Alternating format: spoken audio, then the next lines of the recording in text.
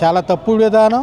భార్యతో కలిశాడు అనేది గవర్నర్ గారు ఒక రాష్ట్రానికి ప్రథమ పౌరుడు, ఒక ప్రతిపక్షంలో ఉన్నటువంటి నాయకుడు కలవటానికి అనేక పుకార్లు పుట్టిస్తారు. దానివల్ల జగన్మోహన్ రెడ్డి గారు భయపడటం అనేది జగన్ చరిత్ర లేదు. జగన్కి అసలు భయం అంటే ఏంటో తెలియని వ్యక్తి జగను. ఆయాల 16 నెలలు జైల్లో పెడితేనే భయపడినోడు ఇవాళ మద్యం కేసులో బెంగళూరులో ఉండిపోయాడు, ప్యాలెస్లో ఉండిపోయాడు. ఇవాళ ఆయనకి ప్యాలెస్లు అంటారు. వీళ్ళు ఎన్ని ప్యాలెస్లు కడుతున్నారు? హైదరాబాద్లో ఎన్ని ప్యాలెస్లు ఉన్నాయి చంద్రబాబు నాయుడికి? ఇప్పుడు ఇక్కడ 5 ఎకరాల ప్యాలెస్ అన్నాడు. జగన్మోహన్ రెడ్డి గారు కట్టుకునేది ఎంత? 1250 గజాల స్థలంలో ఇల్లు. 5 ఎకరాల స్థలం ఎవరు బాబుగాడి సొమ్ము అని చెప్పి రాజధాని ప్రాంతంలో చంద్రబాబు నాయుడు ఇల్లు కడుతున్నాడు. ప్రజల సొమ్ము కాదా ఇది? జనాలకి కంపెనీలకు భూ కేటాయింపులు చేస్తున్నాడు. ఇది ఎంత తప్పుడు విధానం. ఒక కమర్షియల్ స్థలాన్ని తీసుకెళ్ళి ఎవడో ముక్కు ముఖం తెలియని లూలు కంపెనీ వాడికి ఇవ్వడం అనేది ఎంత ఘోరమైన తప్పు. ఇది చాలా తప్పు.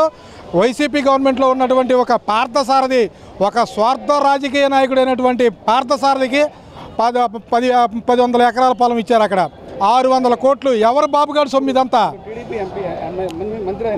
టీడీపీ మంత్రి వైసీపీలో చేసి ఈ లాభాలు ఇక్కడ జగన్ గారి దగ్గర పనికిరావని చెప్పి పడవని చెప్పేసి చంద్రబాబు నాయుడు గారు ఇప్పటికైనా తెలుసుకోవాలి. వీళ్ళంతా స్వలాభం కోసం వచ్చిన వాళ్ళందరూ బయటికి రావాలి.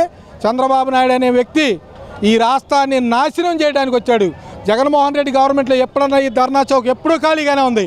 ఇవాళ చూడండి, ఎప్పుడు నిత్యం కలకలలాడుతా ధర్నాలు చేసుకుంటా పరిస్థితి. ప్రజలను రోడ్డు మీదకి తెచ్చినటువంటి చంద్రబాబు నాయుడు సింగపూర్లో ఎంజాయ్ చేస్తున్నాడు. ఒక ప్రశ్నిస్తారని వచ్చిన వ్యక్తి హెలికాప్టర్ కొనుక్కొని తిరుగుతున్నాడు. నా కాడ ఏమీ లేదు, నా కాడ ఒక్క బట్టలే ఉన్నాయి అన్నాడు. మా అబ్బాయిని చదివేయడానికి నేను డబ్బులు పెట్టగలను, మీ పిల్లల్ని చదువుతాను. వీళ్ళందరూ రోడ్డు పడి ఫీజులు కట్టగా వాళ్ళ పరిస్థితి అగమ్య గోచరంగా తయారయ్యి రాష్ట్రాన్ని నాశనం చేయడానికి కూటమి ప్రభుత్వం తలుచుకుందే తప్ప జనాలను బాగు చేయడానికి కూటమి ప్రభుత్వం కాదు అని చెప్పేసి మేము మనవి చేసుకుంటూ, జగన్మోహన్ రెడ్డి భయపడే వ్యక్తి కాదు. భయపడేవాడైతే రాజకీయాలకు ఎందుకు వస్తాడు? అతనికి ఏం తక్కువ? వాళ్ళ నాన్న సంపాదించింది లేదా, వాళ్ళ తాత సంపాదించింది లేదా? రాజకీయం చేసి బతకాల్సిన అవసరం వాళ్ళకి లేదు. చంద్రబాబు నాయుడికి అవసరం రాజకీయం చేయాలి. రాజకీయం చేస్తేనే అతను బతకగలడు, రాజకీయం లేకపోతే చచ్చిపోతాడు ఆయన. అది చంద్రబాబు నాయుడు కూటమి ప్రభుత్వం యొక్క విధానము. ఇప్పటికైనా గవర్నమెంట్ కళ్ళు తెరిచి ఈ ఇచ్చినటువంటి ఈ జీవోలు మొత్తాన్ని రద్దు చేసి ప్రజలకు మేలు చేయాలని కోరుకుంటున్నాం.